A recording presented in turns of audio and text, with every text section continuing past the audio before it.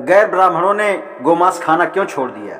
साथियों, हिंदुओं की अलग अलग जातियों या वर्गों के खान पान की आदत और प्रकृति वैसे ही स्थिर और जड़ीभूत हो गए हैं जैसे उनके अन्य रीति रिवाज।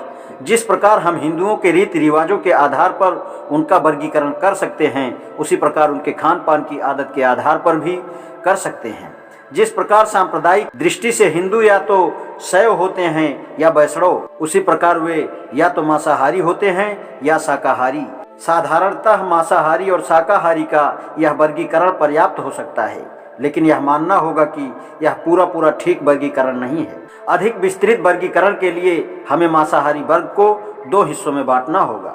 पहला, जो मांस खाते हैं लेकिन गोमांस नहीं खाते, और दूसरा, जो गोमांस भी खाते हैं। दूसरे शब्दों में खान पान को लेकर हिंदू समाज के तीन हिस्से होंगे। पहला, जो शाकाहारी हैं, दूसरा, जो मांसाहारी हैं लेकिन गोमांस नहीं खाते, और तीसरा, जो गोमांस भी खा लेते हैं। इसी वर्गीकरण से मेल खाता हुआ हिंदू समाज के तीन वर्ग या वर्ण हैं: ब्राह्मण, गैर ब्राह्मण, अछूत। हालांकि यह वर्गीकरण हिंदू समाज के चातुर्वर्ण के साथ मेल नहीं खाता, तो भी इसका वस्तु स्थिति के साथ पूरा मेल बैठता है, क्योंकि ब्राह्मणों में एक ऐसा वर्ग है जो शाकाहारी है और गैर ब्राह्मणों में एक ऐसा वर्ग है जो मांस खाता है लेकिन गोमांस नहीं खाता, तथा अछूतों में ही गोमांस खाने वाला भी वर्ग है। यह त्रिविध वर्गीकरण सारपूर्ण है और इसका वस्तु स्थिति से मेल है।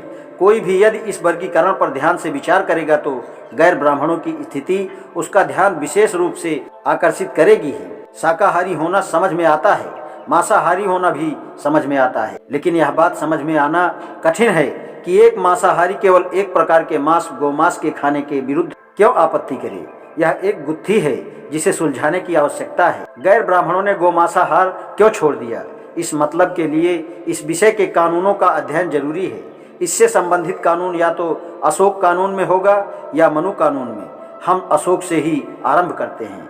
अशोक के वे शिलालेख जिनका इस विषय से संबंध है तीन है। शिलालेख संख्या 1, स्तंभ लेख संख्या 2 और 5वां शिलालेख संख्या 1 इस प्रकार है। इसका हिंदी अर्थ: यह धर्मलेख देवताओं के प्रियदर्शी राजा ने लिखवाया है। यहाँ इस राज्य में व राजधानी में किसी जीव को मारकर होम न किया जाए और आनंदोत्सव न मनाया जाए, क्योंकि देवताओं के प्रियदर्शी राजा समाज में बहुत दोष देखते हैं। समाज का एक प्रकार का उत्सव था जिसमें खेल कूद, नाचना गाना, मांस खाना, सुरा पीना आदि की ही प्रधानता रहती थी। तथापि एक ऐसे प्रकार के समाज हैं जिन्हें देवताओं के प्रियदर्शी राजा पसंद करते हैं। पहले देवताओं के प्रियदर्शी राजा की पाकशाला में प्रतिदिन कई सहस्त्र पशु सूप बनाने के लिए मारे जाते थे, पर अब से जबकि यह धर्मलेख लिखा जा रहा है, केवल 3 ही जीव मारे जाते हैं, अर्थात 2 मोर और 1 मृग। पर मृग का मारा जाना नियम नहीं, यह तीनों प्राणी भी भविष्य में न मारे जाएंगे। स्तंभ लेख संख्या 2 इस प्रकार है। देवताओं के प्रियदर्शी राजा ऐसा कहते हैं: धर्म करना अच्छा है, पर धर्म क्या है? चित्त कलेश की न्यूनता, बहुत से शुभ कार्य, दया, दान, सत्य और शौच, पवित्रता का पालन करना। ज्ञान दान भी मैंने बहुत प्रकार से दिया।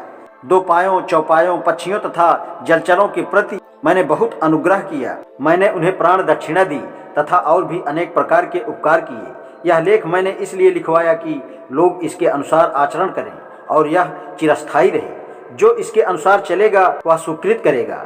स्तंभ लेख संख्या 5 इस प्रकार है। देवताओं के प्रियदर्शी राजा ऐसे कहते हैं: राज्याभिषेक के 26 वर्ष बाद मैंने इन प्राणियों का वध करना मना कर दिया है, यथा सुग्गा, मैना, अरुण, चकोर, हंस, नांदीमू, गिलाट, जतुका, चमगादड़, अम्बाक, पीलिका, दुर्य, कछुआ, बेहड्डी की मछली, विदवेयक, जीवंग जीवक, गंगा पुपुटक, संकुज, मत्स्य, कछुआ, शाही, परसस, बारासिंघा, साड, ओकपिंड, मृग, सफेद कबूतर, गांव के कबूतर और सब तरह के वे सब चौपाए जो ना तो किसी प्रकार उपभोग में आते हैं और न खाए जाते हैं।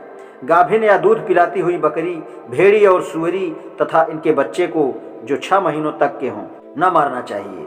मुर्गों को बधिया न करना चाहिए। जीवित प्राणियों के साथ भूसी को न जलाना चाहिए। अनर्थ करने के लिए या प्राणियों की हिंसा करने के लिए वन में आग न लगानी चाहिए। एक जीव को मारकर दूसरे जीव को न खिलाना चाहिए। प्रति 4 महीने की 3 ऋतुओं की 3 पूर्णमासी के दिन, पौष माह की पूर्णमासी के दिन, चतुर्दशी, अमावस्या और प्रतिपदा के दिन तथा हर उपवास के दिन मछली न मारना चाहिए और न बेचना चाहिए। इन सब दिनों में हाथियों के वन में तथा तालाबों में कोई भी दूसरे प्रकार के प्राणी न मारे जाने चाहिए। हर पक्ष की अष्टमी, चतुर्दशी, अमावस्या व पूर्णिमा तथा पुष्य और पुनर्वस नक्षत्र के दिन हर चातुर्मास्य की पूर्णिमा को जो दागे जाते हैं न दागना चाहिए। पुष्य और पुनर्वस नक्षत्र के दिन, हर चातुर्मास्य की पूर्णिमा के दिन और हर चातुर्मास्य के शुक्ल पक्ष में घोड़े और बैल को न दागना चाहिए। राज्याभिषेक के बाद 26 वर्ष के अंदर मैंने 25 बार कारागार से लोगों को मुक्त किया है। यहाँ तक अशोक कानून की बात रही है। आज इतना ही, शेष कल। धन्यवाद।